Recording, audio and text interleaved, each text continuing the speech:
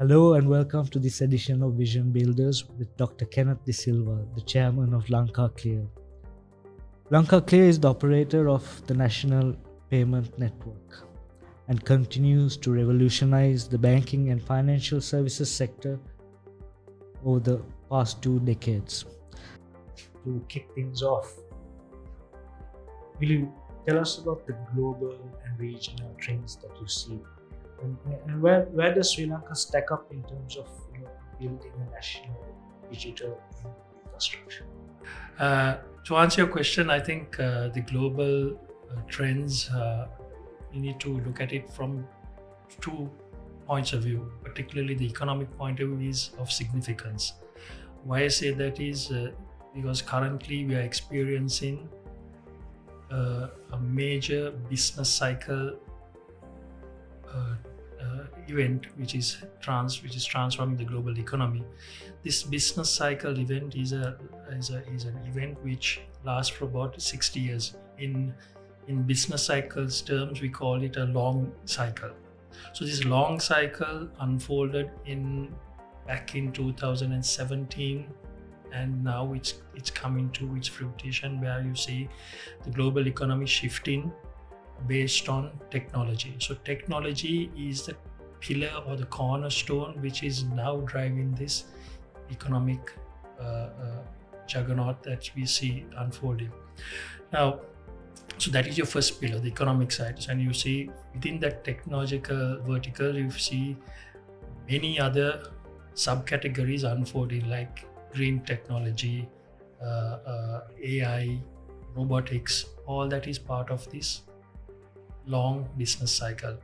And within that long business cycle, as I told you, you will find winners and losers. So people who adapt to this cycle will win over the horizon of the 60 years. People who don't will be like the dinosaurs, they will be extinct. So the choice is very clear which path you want to take. For a business, for a government, or for an individual, the choice is very clear. So the second point is we've seen Asia dominate technology. The technology shifts have taken place from the west towards the east. And that has happened with a significant focus and emphasis by the Southeast Asian governments. If you look at the numbers, in 2015, the e-commerce market, which was valued about 5 billion at that time, by 2025, it is estimated to be $102 billion. Now, that is a 34% compounded annual growth rate, which is phenomenal, right? So, it is in Asia's interest to be part of this global juggernaut and this business cycle. So, for Sri Lanka, positioned in South Asia, part of the Asian family, is a fantastic opportunity to leverage off this technological spin, because technological costs also rapidly decline with the Asian work ethic and also the Asian access to raw materials and also Asian access to markets. So Asia is going to be where the next business cycle takes off. And for that, we've seen the geopolitical tussles take place, and Sri Lanka must be cognizant of how to manage it. These geopolitical frictions, Sri Lanka should stay away and focus on what it has to do for its own survival and its own growth, and be part of this growth story. So, as you rightly mentioned, this is a great opportunity for Sri Lanka. Sri Lanka needs to get its basic infrastructure right. Sri Lanka has a vibrant IT sector. It has about 83,000 workforce currently. I think that will gradually increase to about 250,000, possibly 300,000. Its contribution to GDP will also increase over time. I think we are looking at the IT sector contributing about $5 billion to the economy from $1.5 billion, which it is currently. So there is significant growth that is envisaged in this IT market. Now, that is only at that particular vertical. Now, the spin-offs from that is what is more important. particularly to agriculture, to manufacturing, and to other sectors, banking and finance as well. And within that subsector, banking and finance, which mirrors the real economy rather, has a big role to play. So the banking and finance sector, which we are part of, are key focus area, which LankaClear is kind of spearheading in terms of product innovation and trying to drive that particular business model through to ensure that Sri Lanka doesn't miss out on the global opportunity that is out there. Before we get into what exactly LankaClear does, where do we compare with the rest of the region? For a lot of people, they can't. For them, the digital transformation can't happen fast enough. But we can't, and we also can't compare ourselves with the developed market. How do you think we've done for ourselves up to now? Well, I mean, by the looks of it, I think we are still a little behind the curve, if you may want to call it that. Why I say that is still our banking sector, which has to drive the payments infrastructure, are still in a kind of an area where they are still tinkering with technology. Some of the banks have graduated to a different sphere and are driving that. Particularly, we find some of the state banks, strangely enough, driving that quite aggressively. But some of the private banks are still lagging. So there are various reasons for that. I mean, even though the infrastructure is there, we have fiber optic cables in place. The facilities that Sri Lanka is probably the only country to test 5G technology within the South Asian region. We are the only country to do that, and we have a fairly good connectivity within Sri Lanka, which has not been fully exploited. That's what I said. The banking sector has to now step up and do this. You mentioned some of the products earlier. Now, these products, as you know, have been there for quite some time. In fact, the Lanka Pay system was there for quite some time. It has been, I think, there from 2017 onwards. But it's only now that we find a gradual pick up in the transaction. In fact, if you look at the transactions in September, we exceeded more than 1 million transactions with about a 3.5 billion transaction value. So in September alone. Now, for that to happen, there was a reason.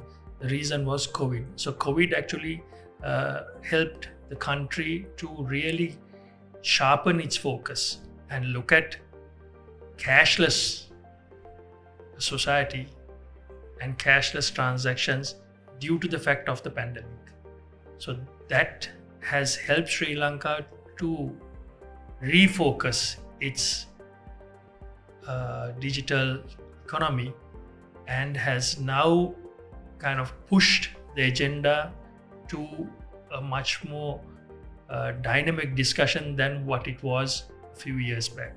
So I think all in all, Sri Lanka, even though it lagged in the past, has now caught up to many frontiers of technology.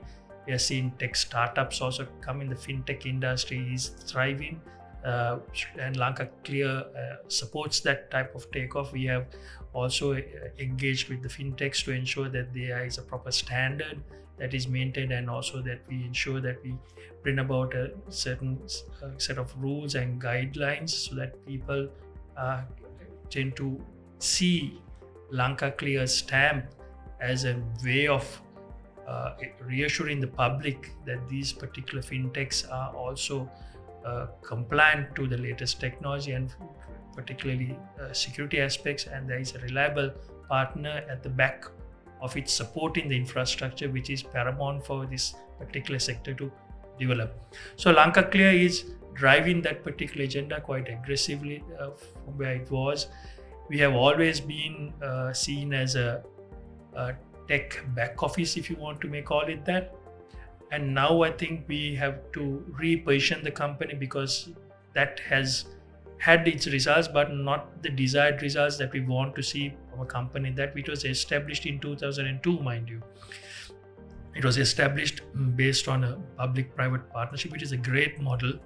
47% of that public-private partnership is held by the state, and 53% is held by the rest of the banks.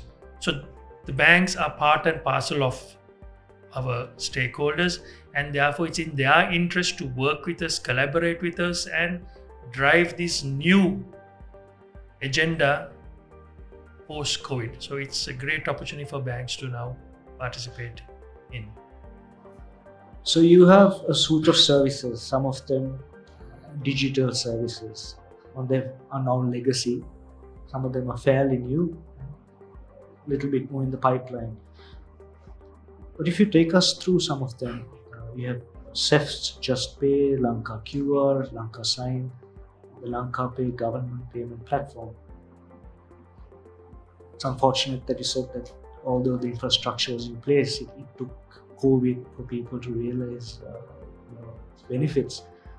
So if you could just take us through the armory of services at LankaClear and how they can potentially transform this industry. Yeah, so I mean, the rug suit itself, as I said, I mean, for us, the most important thing is to ensure that we have online payment platform being utilized not only within the urban areas but also in the suburban areas. To do that, I think there is a huge national focus also, and within that national focus is where the LankaSign digital signature sits. The digital signature is a fundamental piece of infrastructure and legislation which has been there.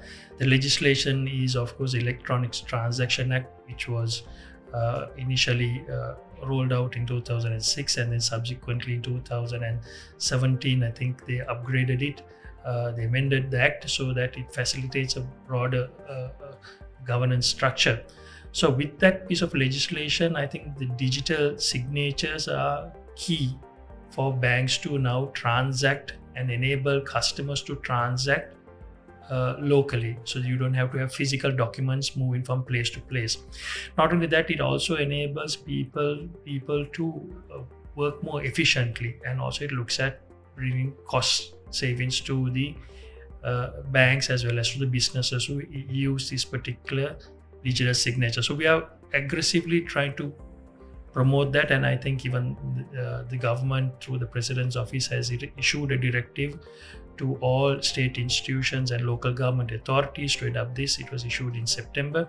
So I think that is catching traction, so which is a good sign. So we are moving towards an e-government type of platform. This e-government discussion was there back in the day as well, but I think now it's catching up because of the push coming from the President's office itself. So which is a good development for Sri Lanka, because I think everyone needs to get onto this platform and adopt digital signatures as opposed to having your electronic signatures. There's a fundamental difference in the two, and I think our legal luminaries have given a very clear description and benefit of the usage of the two formats, and therefore the digital signature stands out as the most reliable and most secure form of signing of documents. I think everyone has now understood that, particularly banks who were reluctant at one point of time to adopt the digital signature are now stepping up. In fact, we saw commercial bank, if I may mention that name, who partnered LankaClear to adopt digital signatures and adapted it for the Import-Export Control Department, which was a great initiative because all the licensing now can be digitally signed and digitally paid. So the LankaPay platform will be used for the payments. LankaSign, which is the digital signature, can be used to sign in documents and send it across to your bank, and enabling the bank to process the transaction much more efficiently and much more reliably, and without any concern about any errors or tampering of the document. So that's a good sign. So we are seeing that particular bank step up. We are seeing also now recently one of the development banks, which is NDB, stepping up and also adopting digital signatures both internally and externally. We are seeing some of the ministries, particularly the Minister of Finance, the President's Office. We saw the Justice Minister and the Ministry adopt digital signatures. So all bodes well because it's all stacking up now, and banks are gradually picking this up and now coming on board. Once the banks come on board, I think then the reach tends to expand because customers are enabled through this particular process. It's not only the banks that we want it banks to in turn give it to the customers, and once the customers adapt it, life becomes much more easier and it becomes broad based, and then it doesn't get confined to urban areas. It can be rolled out even to the rural economy and integrate the economy as a result. So the digital infrastructure is part of what we discussed previously, is also enabling people to be included into the banking sector, to be brought into the overall economic sphere where economic activity can thrive and businesses can thrive. So I think that is a very good step. We also try to promote a couple of other things as part of our repertoire in the payments space. We are aggressively looking at having a payment an exchange network, which is a PIN, which is a nickname-based type of transaction where you have a single name and all your account details are there, and you don't have to keep typing your account details and account information on multiple platforms. So that will ensure that peer-to-peer transactions happen smoothly and cost savings incur to businesses. Recently also we saw the central bank under the new governor Ajit Cabral and the minister who is entrusted with digital transformation, Minister Namal Rajapaksa, launched QR. Now it's not a launch technically, it's a kind of revalidation of the whole process.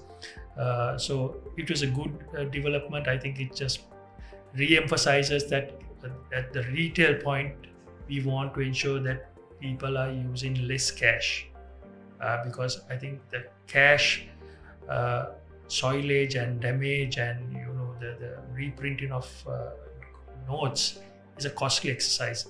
I think according to central bank, what we saw, the numbers coming out was about 2.3 billion to reprint some of these soiled and defaced pieces of paper.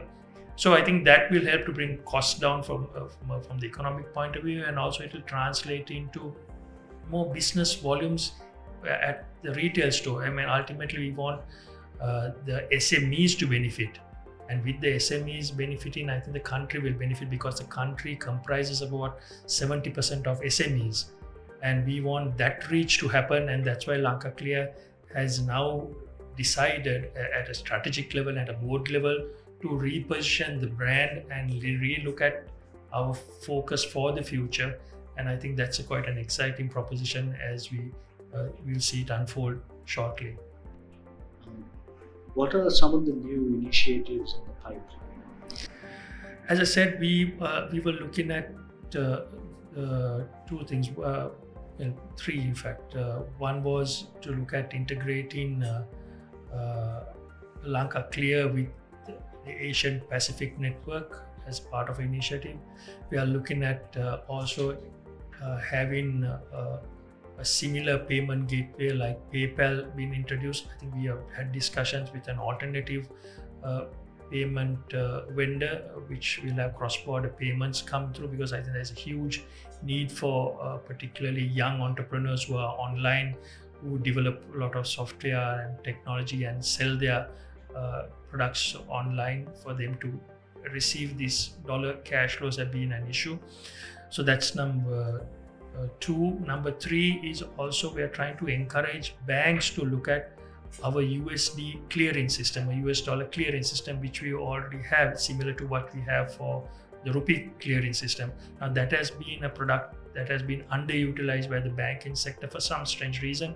Maybe banks have been a bit apprehensive, but we are trying to revisit that and promote that, because I think the cost savings are huge. We pay about $20 on a remittance that we make for each transaction. Whereas if you route it through the LankaClear US dollar settlement system, it's only $1. So it makes economic sense for banks to revisit their approach and look at this US dollar clearing function in the interest of their own bank's profitability, plus the national savings that come as a result of transactions being routed locally, and then finally the net payment being done through the correspondent banks. So I think that is something that we are really trying to emphasize. We had a meeting yesterday also with the board, and I think that discussion was further validated. So those three are some of the key areas, I think, particularly from a regional integration point of view and a local integration point of view, is what we want. The Asia Pacific network itself is a important point of our journey, because that integrates LankaClear with 13 other networks or 13 other countries, including China, Singapore, Vietnam, Malaysia, Thailand, Philippines.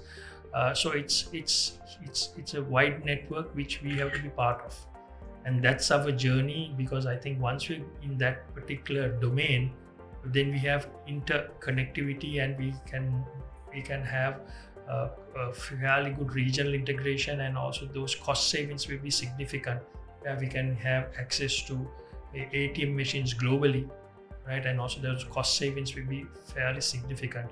Even on the transaction side, platforms will also be accessible. So that's something that we are excited about, and we are pursuing that very, very strongly. How can Sri Lanka fast track its growth? How can LankaClear play a facilitator role? You have the government, you have the banks themselves, and you also have this population outside fluent Western province. How do you bring them all together? Well, Devan, I mean, we, as I said, we are a public-private partnership based entity. So we are part of the government, and we are part of the private sector as well. So that relationship is already in existence. Now, how do we make it more robust and more integrated, as you rightly pointed out, is something that we are focusing on. And I think the next 5-year plan is to focus on that particular area. As I told you before, LankaClear has been perceived as a mere tech back office type of support entity, and now that is being re-looked at and repositioned. We are now trying to lead the market in the technological domain, and also trying to work with more the end users like the fintech companies, and also trying to see how we can reach consumers more effectively vis-a-vis the banking system and the non-banking system, because they are our stakeholders and our participants as well. So that process is now unfolding. As I said, COVID has helped us to make this case a bit more stronger than what it was previously. We are also working with many other vendors to come on board to certify them, so that is also good. We are also stepping up our marketing and awareness campaign, so that consumers see LankaClear as a trustworthy and a reliable and a secure partner. And also we are adding value to our brand by looking at the security features of the payments network, because you can't have a payments network which is prone to cyber threats, and cyber security is a key component. So we have a subsection which we will eventually we're planning to have it as a subsidiary, which has the technical skills to protect Sri Lanka from various cyber attacks. So that will help the overall financial sector stability, as well as ensure that the integrity of the system is kept intact. So all those 4-5 pillars that we spoke about repeatedly are key components in how we want to position the company going forward. And I think with the emphasis on the digital economy now taking a stronger focus within the government itself, where we are seeing e-commerce flourish. As I told you, we saw during the COVID period itself, particularly e-commerce transaction volumes in fruits and vegetables increased almost sevenfold. In the FMCG section, it was almost twofold. So which was a great uh, uh, uh, bit of information to see, and we're quite thrilled that that process has happened and people are now using online payments as opposed to cash. So which is encouraging. So I think the future looks fairly promising because I think people have realized the cost savings, the hassle-free access to transfers, because we have now developed 7 clearing shifts, so that there is a 365-day type of clearing. You can transfer money at any point of time, unlike those days where you have to go to the bank and you're cut off by 2 o'clock. Now you're at 8 o'clock in the night, even you can just log onto your phone and do a transfer. There is no problem. It gets credited or debited to your account immediately, and so the transactions are done. So you can see that ecosystem taking shape fairly in a large scale, and it's exciting to see that happen. So I hope I answered your question in that sense, that I think LankaClear is, instead of being a lagging institution, it's going to be a leading institution, and it's going to be a driver amongst this, and I think that will add value to all stakeholders, including the customers who are the end users. I think that's the differentiation we want to make. You also earlier, for our discussion, you said that LankaClear is also trying to be visible outside the Western province. That's something that you'd like to talk about now? Yes, I mean, inherently, what we're seeing in the digital transformation and the digital economy type of discussions, the discussions have been primarily driven by few urbanized districts. So that is something that I want to see change, because I think it shouldn't be restricted to people who are only affluent and also who have access to technology. I think we have about 30 million phones in Sri Lanka, which means that it's across the country, and we need to see how best we can utilize and extend this facility to all users across the country, including areas including Trincomalee, Jaffna, even Badulla, places like that. Even Galle, there's fairly good traction there. But in Monaragala, Kurunegala, all these other places, you need to have people onboarded, and I think that's where we need the banks to step in. And I'm quite excited to see that banks are now progressing towards that, and I think there'll be a good traction in the coming months, now that you see Lanka QR also being pushed across. I think Lanka QR is a significant achievement in the overall scheme of things, because it helps the retail vendors to be now part of this digital platform, as opposed to only a few select shops in Colombo and some of the urbanized areas. So, like I told our viewers at the start, when you look at your career, like exposure to global banking, capital markets, consulting some of the biggest companies in the country, including foreign companies, audit firms, setting up highly specialized BPO operations. So you've kind of got the tech covered, the market knowledge covered. You have a PhD in economics, and now you're here at LankaClear. What is your vision? What do you want to achieve? Well, as I started off saying, I think LankaClear is a fantastic organization which has not had its due recognition. Sadly, that's how things evolve. And I think we are embarking on a new journey, and I think that new journey is quite exciting. I think the staff is quite excited. We are looking at repositioning the brand. We will probably announce that in the first quarter 2022. Because as you know, LankaClear was started only as a clearing function back in the day, and now check clearing is gradually declining. So that whole focus of LankaClear might have to be relooked at, because now we are looking at more payments and settlements.